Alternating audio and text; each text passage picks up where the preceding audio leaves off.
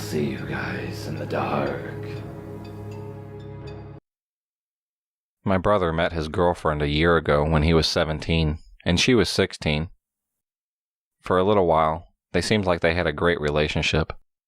My brother, Alan, and Jamie were always happy together, and Jamie made a real effort to get to know the rest of the family.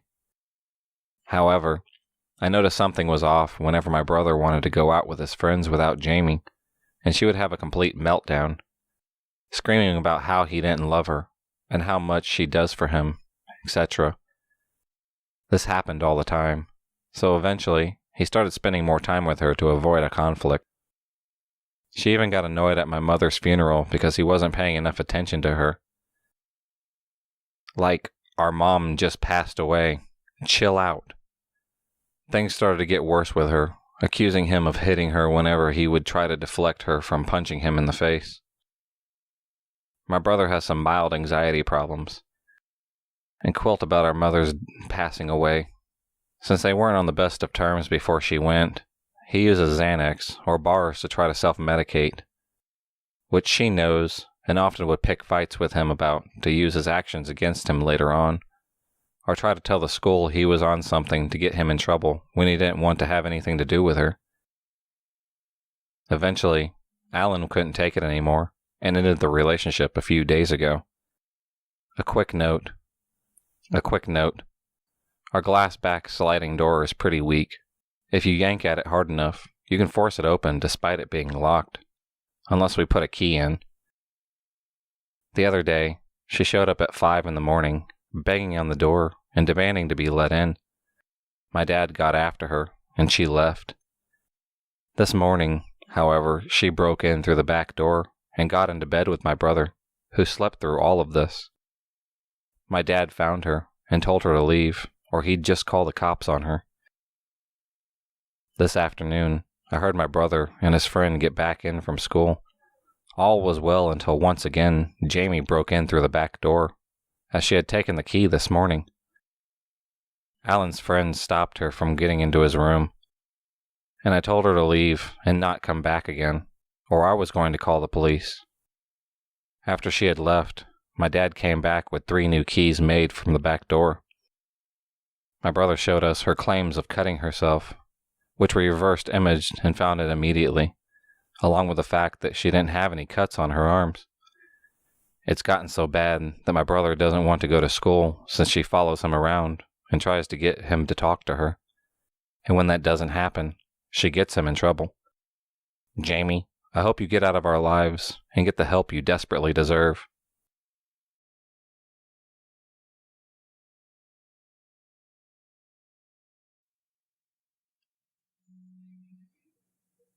I'll start by giving you some information about our relationship and what caused us to break up. I'll call her Crazy, as that's what she is. About 2 years ago or so, Crazy started calling and texting me after we had broken up for close to 6 months. At first, I just decided I was going to ignore her, because I knew if I let her back in, things would just go to hell in a handbasket eventually. However, one night I had been drinking and got this lame sentimental feeling and decided to answer one of her texts. That was all it took. She started coming over, and eventually we ended up back together. We were together for close to 7 months before I finally got fed up with her and kicked her out of my apartment. She was physically abusive. If I didn't let her use my car whenever she wanted, give her money when she claimed she needed it, or basically do whatever she asked, she would have a tantrum like a 3-year-old and cause more drama than any one person could endure. During our time together, she managed to get herself in some real trouble after she beat some dude over the head with a beer mug at a local bar we'd frequent. What really ended the relationship was when she started using drugs and was bringing that stuff into my home. I tried getting her help, but she turned it around on me as if I was trying to change her. So I gave up and told her mother she needed to get her daughter and get her out of my place before I called the cops and had her removed myself. I told her we were done, and I never wanted to hear from her again. At this point, I had given her multiple opportunities to change, but she refused. It made it seem like I was the problem. Whatever, I was done. The problem was, she wasn't. The day I finally ended it was the beginning of her tormenting. She started her attack by creating a Craigslist ad under the escorts section with a fake picture and my phone number as a contact. I received over 500 plus calls and text messages from random dudes looking to get some. This lasted for about a week before everything calmed down.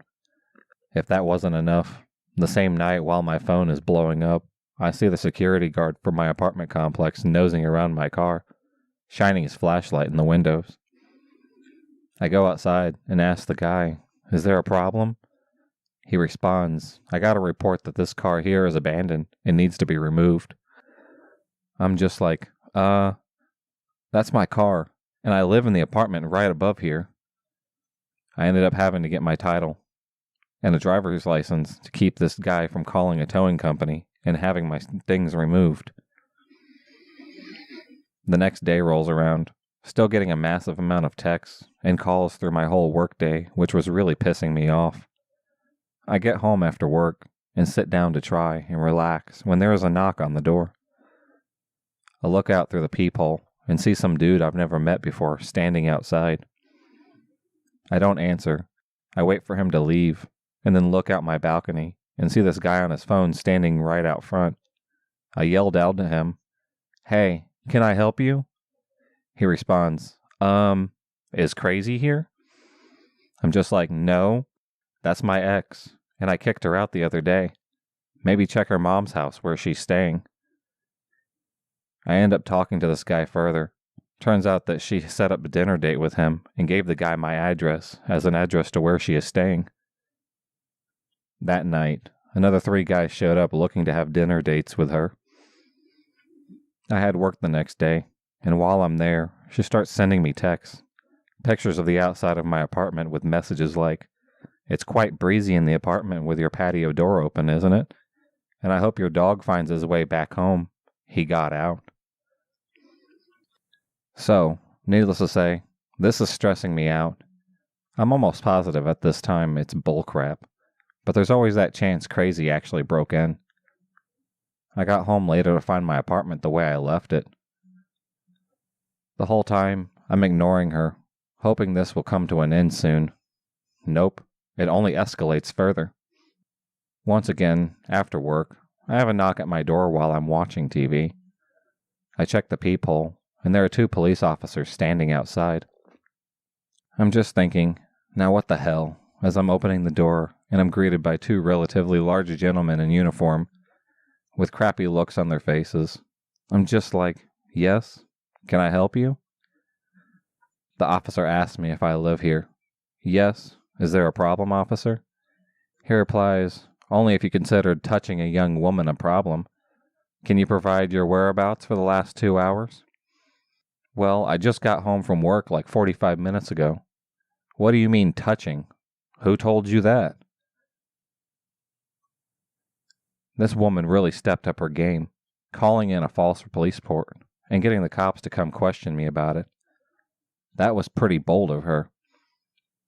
The cops respond, "I'm not at liberty to provide that information, but we'll need for you to provide some proof that you weren't in the Galt area between the hours of 2 and 5 this afternoon." Now I'm actually starting to get really mad, knowing that I'm 100% innocent of this alleged touching. And so I kind of get an attitude, which didn't really help my situation at the time, but I calmly respond, "If you want to go to my place of work and verify that I was there until 4, that will prove I had nothing to do with this. And furthermore, the person of accusing me of this crime are going to arrest them for filing a false police report, right?" And what I heard next floored me. The cop says, "I'm not so sure it's a false report.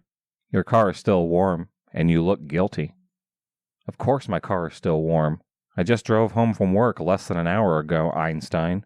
Some freaking awesome detective work, Chief.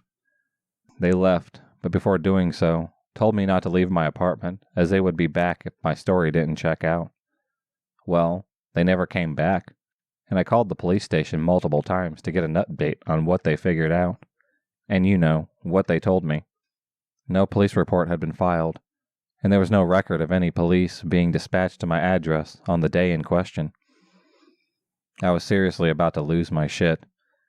How can she continue to do this with no consequences whatsoever? Mind you, I'm still getting texts and calls. Less than in the beginning, but they are still coming in.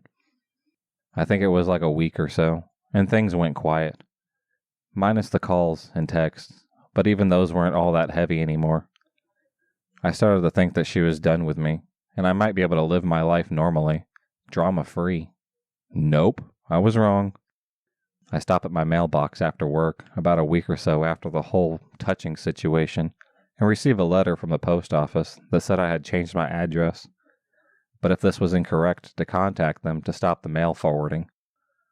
So I call them and tell them I haven't moved, nor have I filed out a change of address form, so there is no reason to forward my mail elsewhere. They assure me that my mail will continue coming to my current address, and that I had nothing to worry about. Well, they were full of it, because I didn't get a piece of mail for 2 months after that day. It took 3 phone calls and 2 visits to the local post office to get that stuff rectified. Now, had it not been me getting any mail, I wouldn't have been that mad about it, but once my mail was forwarded to the address where Crazy was getting it, she used that as an opportunity to get all my account information for the electric, gas, phone, cable, car, and banking information. I have extra security set up on my bank account, so that was safe, and my car payments weren't going away, but she managed to shut off my cable, my electric, and my gas. I also got phone calls from my phone company stating that changes would be applied to my account if I hadn't called. I was mad. I ended up paying an extra $300 in fees to get my gas and electric bills put back into my name, mainly because my apartment complex ended up paying the balances on both accounts and charged me for that. This was getting to be all too much. I tried calling the cops, and they just asked if I had gotten a restraining order. I explained that I tried, but she continued to evade being served, and after a period of time, if the person isn't served, the restraining order is no good. The response was, "We can't help you." Wow, thank you. Can't help me, but you follow up on a false police report, and then ignore that like it never happened? Gotta love the cops out here. However, I got a break. If you remember, she was arrested for smacking some dude over the head multiple times with a beer mug, right? Well, she finally had gotten convicted. It was given 3 months in jail for it. 3 months. Are you kidding me? There is no way I could go out and beat some guy with a glass object all willy-nilly and not go away for at least a year, if not longer. But somehow, she squeaked by with ease. Either way, that meant peace and quiet for at least that period of time.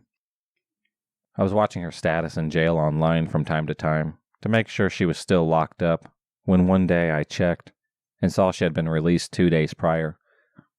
In my head, I screamed as loud as humanly possible and started to get paranoid about this girl and what she might do next. Weeks went by and nothing. Finally, she's done. Given up. Or so I thought. A few weeks ago, it started with a text. A picture of a pregnancy test that showed positive. It came from a number I'd never seen, so I wasn't sure who it was, but I had my suspicions. Figuring it was her, I texted back saying, "Ha ha ha ha ha! Finally, any ties to you I had are broken. Have fun with the poor schmuck who knocked you up." I got a response, "You obviously don't know who this is," which was true and really got me thinking, considering I had talked to a few other women since being with the ex. Either way, I ignored it and just hoped it would go away. Over the next week, after that, I kept getting texts. Only that one picture, nothing else. Once again, I kept ignoring until I got another text. This time it was a picture of a woman holding her stomach, showing that she was pregnant, minus the head. Immediately after that, another text saying, "I guess we know who the fertile one out of the 2 of us is." That there told me it was the ex, as we actually tried to have a kid, but never were able to. So I responded back, "Awesome. Have a good life with whatever schmuck you managed to get to impregnate you. Thankfully, it wasn't me. Now kindly, go away. She replied back with stupid insults that are irrelevant to the story, and I just ignored it, figuring she'd done what she wanted. Rubbed in the fact that I could possibly be sterile, which to me, that is a win-win. I can't have kids, and now she's got other stuff to deal with that'll keep her from bothering me. A week or so went by, and it's last week, Thursday. I am the type of person that tends to do stuff the last minute, and when it comes to waking up in the morning to get to work, I sleep as late as I can, so when I get to my car, I need to leave right away, or I could end up being late. So I'm headed to my car, and notice something stuck to it. There are 3 magnets on my car with stupid slogans. I think one said something about being a cat lady or something. I really didn't pay attention as I peeled them off because I needed to get to work. What I did notice is someone super glued them to my car, so it wasn't easy getting them off. And I still have remnants of magnet on my car. That wasn't the worst of it, and to explain the second part, I must first tell a short story. I explained how Crazy got into using drugs. Well, one day, when I allowed her to use my car, she went to meet her brother in his apartment. They got into an argument. He owed her some drugs. He didn't have it on him. She thought he did, though. In turn, the brother wanted to leave. In an attempt to stop him, the dude used my car to barricade him in. And when she did, he got out and kicked my driver's side window, and then got back into his truck and proceeded to run into my car until she moved out of the way. So, I didn't have a driver's side window for the longest time. He didn't have insurance, and is a freaking tweaker, so getting money for him to fix the window was pretty much impossible. I'm also lazy and do things at the last minute, so I never got it fixed. The weather in California allows me to drive around with a broken window and not worry about the interior of my car getting ruined. Anyway, back to last week, Thursday. I now have magnets stuck to my car, and I'm about to get in when I see approximately 5 pounds of dog crap with open condoms just chilling on my driver's seat. You've got to be freaking kidding me. So I think to myself, as I start to look for something quick to clean this stuff up, literally out of my car, there was a plastic bag on the ground, so I grabbed it, and thankfully, it was dry, so I was able to get it quick and get it off my seat. I'm sure I still ended up sitting on some of it, but I didn't have the time to freaking waste, so I already was late and needed to get to work. I got there and told my boss. Thankfully, he's a cool guy and let me take the first half hour of work to clean it out. Needless to say, I have replaced the driver's side window on my car. Now I wait. Wonder what the hell this girl has in store for me next. My guess? Something even more messed up. Now, I'm going to get 2 questions. The first, why haven't I changed my phone number? And the second, why haven't I moved? To answer the first, I have too many people that know my current number, and I am not going to let this girl win by inconveniencing myself and changing it. Second, I plan on moving, but I don't have the greatest rental history, so breaking my lease wouldn't help that in any means. So I'm sticking it out and hoping Crazy just goes away.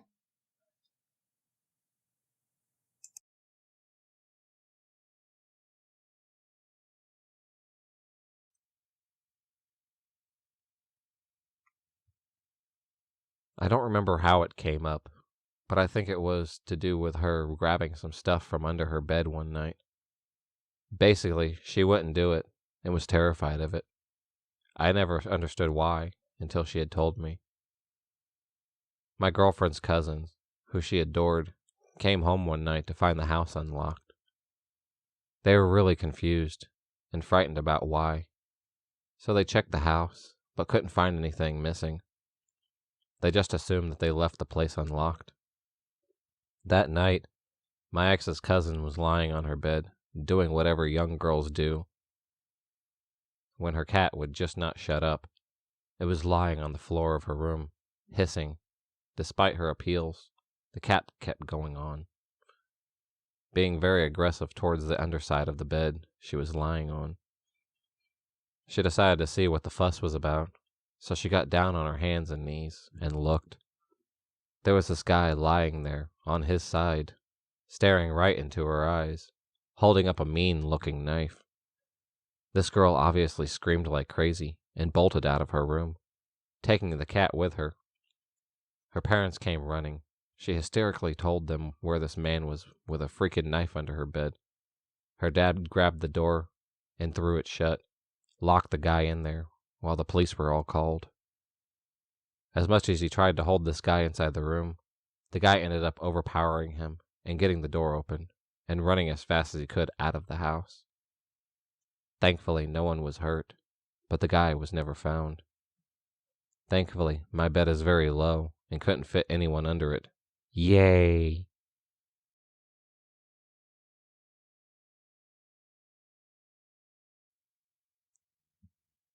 My husband dated a girl named Emily in high school for a few years. Upon graduation, she decided to go to college outside of state, and they broke up. Nothing dramatic, just parted ways. He and I met a few years later and ended up getting married. I knew of Emily through friends, as we live in a small town, and everyone thought she was wonderful, but I never met her, face to face or anything at least. About 6 months after we were married, I got a phone call on my cell phone in the middle of the night, and when I answered, it was a woman crying hysterically and ranting about how I ruined her future, and how she and my husband were supposed to get married in October, and he didn't love me, etc. I said, "Who is this?" And she screamed, "Emily!" She hung up. I woke my husband up, and we were completely puzzled, as he didn't talk to her in years at this point. Over the next couple of months, both of us would get random phone calls at random times of this crying woman accusing us of ruining her life. We eventually stopped answering any calls except for unknown numbers. Around this time, my husband ran into Emily's brother, Jason, who was married and lived fairly close to us. They struck up a friendship, and we would often go up to the barbecues, etc. We were friendly acquaintances versus close friends, so we never brought up the calls from Emily. Jason would occasionally mention things about her graduating from college, starting a physician's assistant program, getting married, but not a lot. I think he was respecting our marriage. Every time he mentioned her, my skin would crawl. Then Facebook became popular, and I started getting messages from Emily. Her full name, a profile picture of her grinning or squinting into the sun. The messages were basically what she was saying on the phone. My husband hated me. I ruined her life. I stole her family. When I clicked on the profile, it would have no friends, no posts, just one picture. So I blocked her. She made another one, sent messages, same picture, same type of profile. I must have blocked at least 20 of them. It was so frequent that I wouldn't even mention to my husband after a while. It was just a given. Her harassment was by no means a focal point in our life, but it was always there. Fast forward a few years. We've had a child and expecting another one, and Jason mentions, "Yay! Emily is moving back with her family, as she has accepted a PA position in our town's major pediatric clinic." Our mutual friends were excited, and were going to switch to her for her health care, but I refused. She'd probably harm our kids. I heard she was back. Mutual friends mentioned seeing her. Then we were at another mutual friend's daughter's birthday party, and they basically mentioned that Emily would be coming by. Literally everyone knew that my husband and her had dated in high school, so I felt I couldn't get away from her and hearing about her. The success story from our tiny town. Gag. I was such a bundle of anxiety awaiting for Emily to show up. My heart was pounding. I was shaking. I felt like I needed to vomit, and then diarrhea. It was terrible. Then, in walks this completely normal, everyday woman, with her husband who looks normal, and her daughter. She greeted my husband, and I very casually. Said it was nice to meet me, and continued to circulate. What the hell? This is the person who's been terrorizing us. It did not add up. The messages on Facebook continued for another 6 months or so, and then suddenly stopped. To this day, I cannot match the person on the phone call or on Facebook and that woman at the birthday party as being the same person. I'm completely baffled at this point. So Emily, or someone pretending to be you, let's not meet ever again.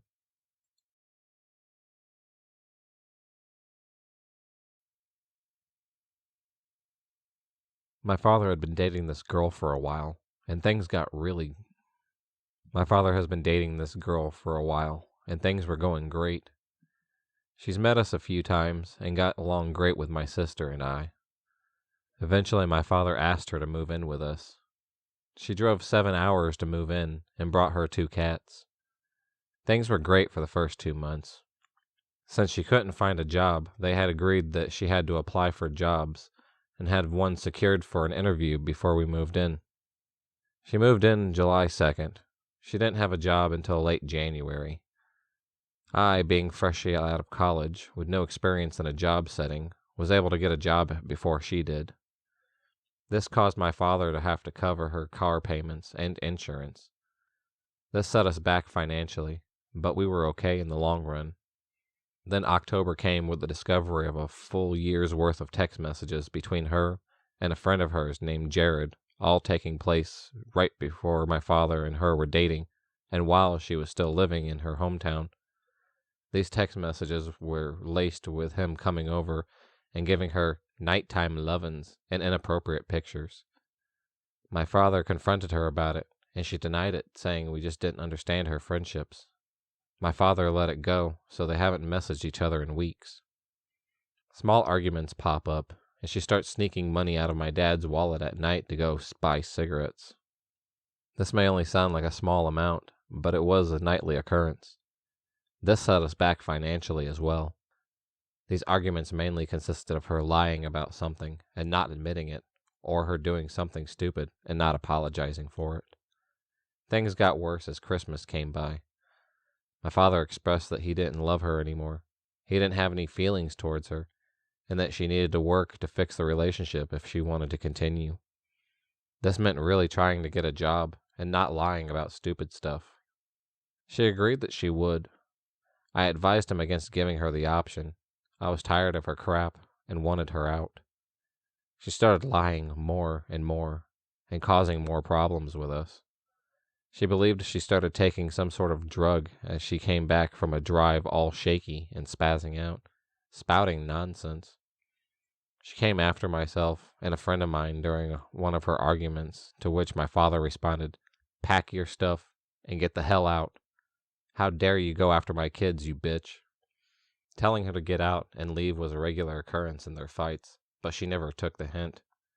She was abusive emotionally to everyone in the household, especially my father, reducing him to tears when he found out that she had been receiving $1,000 a month from her mother, which would have had us staying up to date on rent payments. We have no idea what she did with the money, though. No matter the situation, she would try to twist it so she would be the victim, even calling my father, asking second opinions, the party of persecuting Marta. Nothing is ever her fault, and it's always a misunderstanding. Then she started smoking in the garage. The door from the garage into the house is right across from my bedroom door, which is always open because our cats like sleeping on my bed with me. I have asthma, so I woke up coughing and smelling cigarettes multiple times in one night because of her. She drove recklessly with my little sister and I in the car, and I told my father what had happened. When my father confronted her on it, she said that I was over-exaggerating. That driving in the dark freaks her out. "It's too early for this. I'm gonna sleep and listen to my earbuds," State was stressed out about her.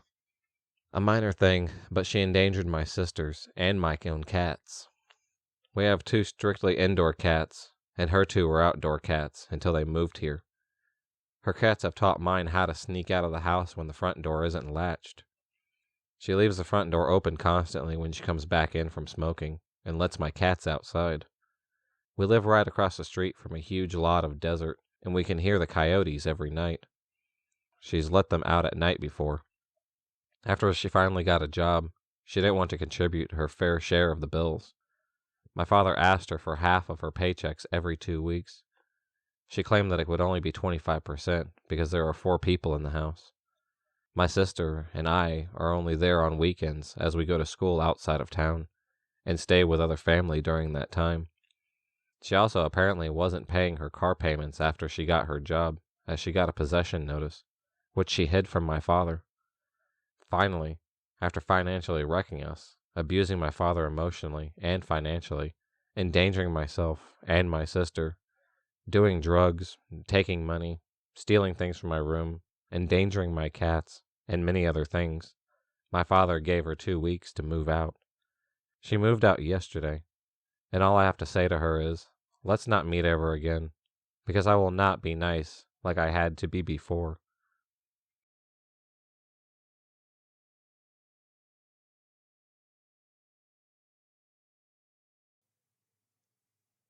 So I'd just gotten out of a pretty significant relationship with someone of 4 years, nearly engaged and moving in together.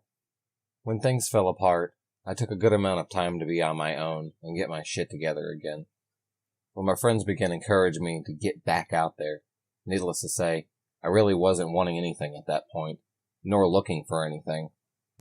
I really wasn't wanting to do anything at that point, but they insisted that I at least just go out on a few casual dates for practice, just to kind of get my skills back up for when I was ready. I think they were honestly just worried because I became quite hermetic. So I matched with this girl, who's home from college for summer. She's a little out of the way from me, but was eager to meet. Seemed really interested, was even willing to come to my area. I really wasn't all that interested, to be truthful, but my friends again encouraged this. You know, practice. A date doesn't mean commitment, whatever.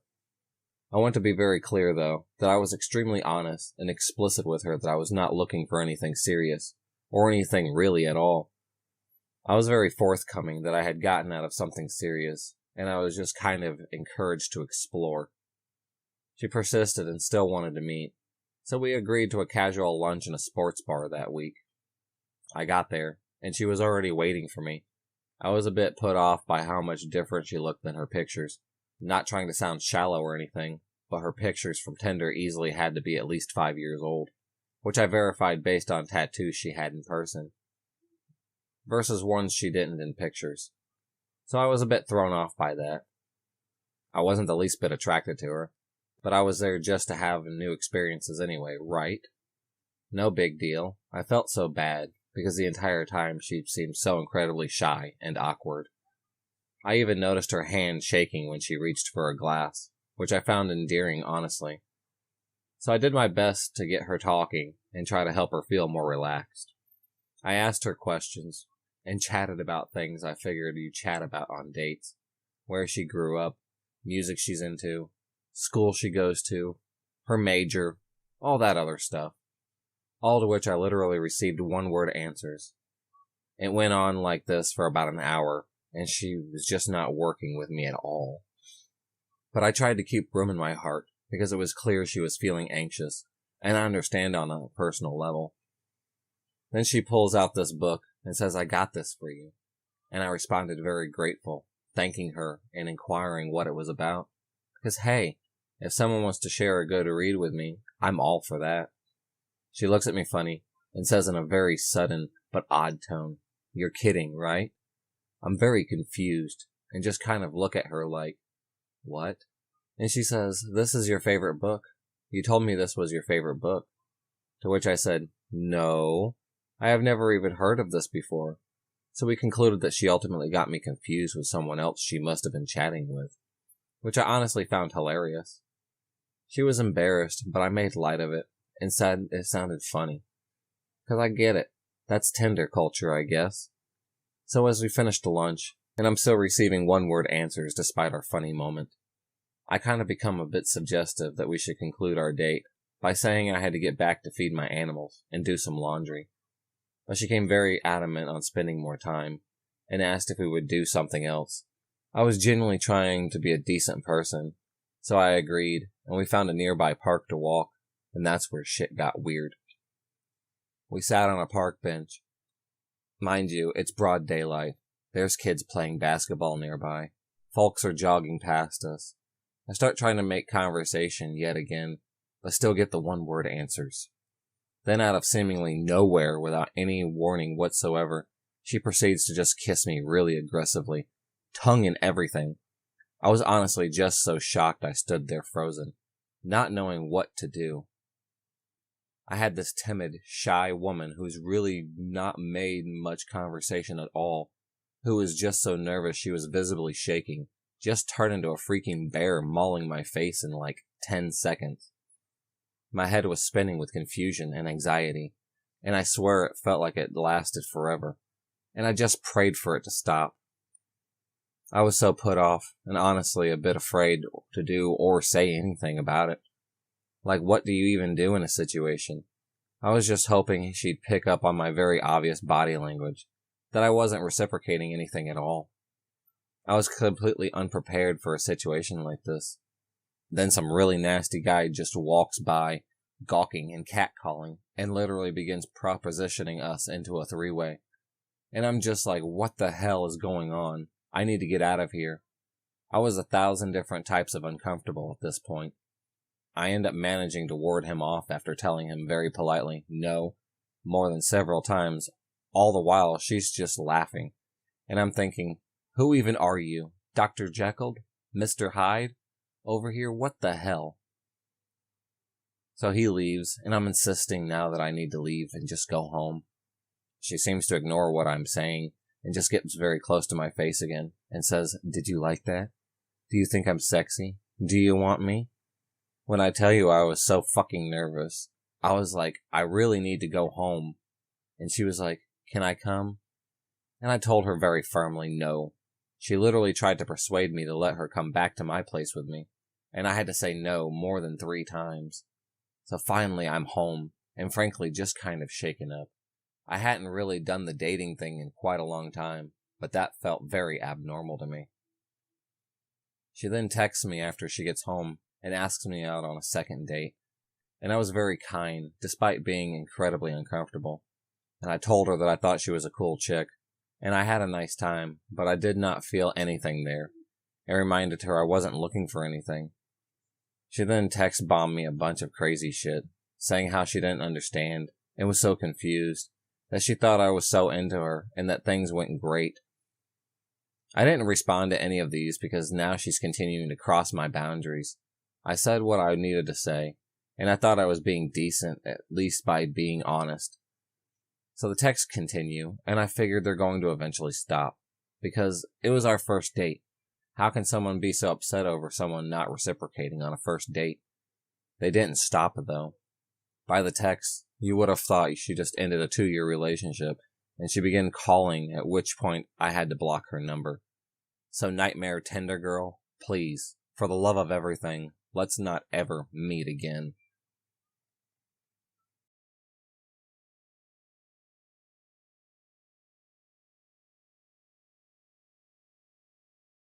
My father had been dating this girl for a while, and things were going really great. She met us up a few times, and got along great with my sister and I. Eventually, my father asked her to move in with us. She drove 7 hours to move in, and brought 2 of her cats. Things were great for the first 2 months, until she couldn't find a job. They had agreed that she was to apply for jobs, and have one secured for an interview before she moved in. She moved in on July 2nd. She didn't have a job until late January. Me being fresh out of high school with no experience in a job setting, was able to get a job before she was. This caused my father to have to cover for her car payments and insurance. This set us back financially, but we were okay. Then, October came with the discovery of a full year's worth of text messages between her and a friend of hers named Jared, all taking place when after my father and her were dating, and all while she was still living in her hometown. These text messages were laced with him coming over and giving her nighttime lovin's and inappropriate pictures. My father confronted her about it, and she denied it, saying that we just didn't understand her friendships. My father just let it go, as they haven't messaged each other in weeks. Small arguments pop up, and she starts to sneak money out of my dad's wallet at night to go buy cigarettes. This may only sound like a small amount, but it was a nightly occurrence. This set us back financially as well. These arguments mainly consist of her lying about something and not admitting it, or her doing something stupid and not apologizing. Things got worse as Christmas came. My father expressed that he didn't love her anymore. He didn't have any feelings towards her, and that she needed to work to fix the relationship if she wanted to continue. This meant really trying to get a job and not lying about stupid shit. She agreed that she would. I advised him against giving her the option. I was tired of her shit, and I wanted her out. She started lying more and more and causing even more problems. We believed that she was taking some sort of drug, as she would come back from a drive all shaky and spazzing out, spouting nonsense. She came after myself and a friend of mine during one of their arguments, to which my father responded, "Pack your shit and get the hell out. How dare you go after my kids?" Telling her to get out and leave was a regular occurrence in their fights, but she never took the hint. She was emotionally abusive to everyone in the household, especially my father, reducing him to tears when he found out that she had been receiving $1,000 a month from her mother, which would have had us staying up to date on rent payments. We have no idea what she did with the money. No matter what the situation, she would try to twist it so she was the victim. Even calling my father asking second opinions, the party of persecuting Martha. Nothing is ever her fault. It's always a misunderstanding. Then she started smoking in the garage. The door from the garage into the house is right across from my bedroom door, which is always open because our cats like sleeping on the bed with me. I have asthma.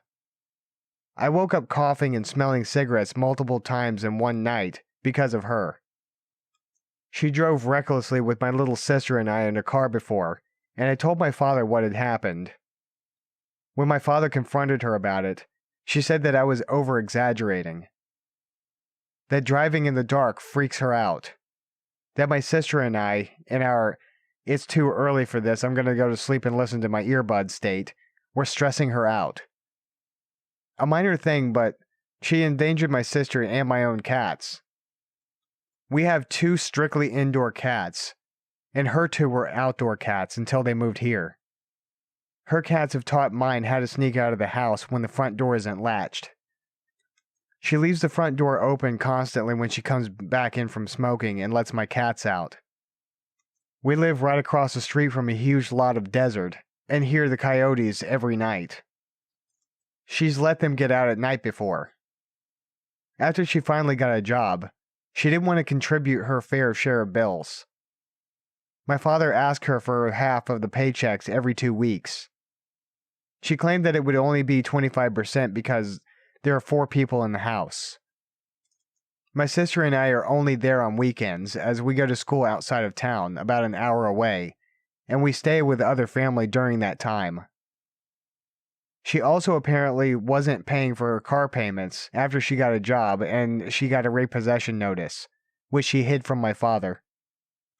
Finally, after financially wrecking us, abusing my father emotionally and financially, endangering myself and my sister, doing drugs, taking money, stealing things from my room, endangering the cats, and many other things, my father finally gave her 2 weeks to move out.